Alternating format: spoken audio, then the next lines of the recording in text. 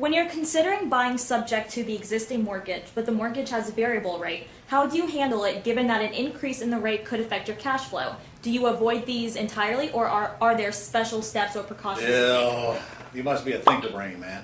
Are you an engineer or an IT or what are you? Must be a thinker brain. Listen, if it's got an adjustable rate mortgage on it, you're taking it over. There's nothing you can do to change that. Whatever's in the mortgage is going to stay in the mortgage. And if it's going to go up, it's going to go up a very small amount with the interest rates the way they are now. And the days of a sharp increase in a loan are well over. That just doesn't happen anymore the way the mortgages are written. So if it does go up, what's the big deal? However, if you're putting a tenant buyer in the house, you're not going to give them a very long term anyway. So let's say you give them 2 years.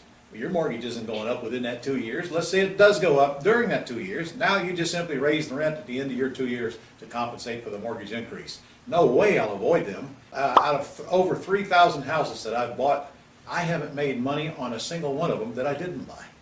We have to buy them or we don't make any money, Bill. And adjustable rate mortgage, I don't even give it a second thought.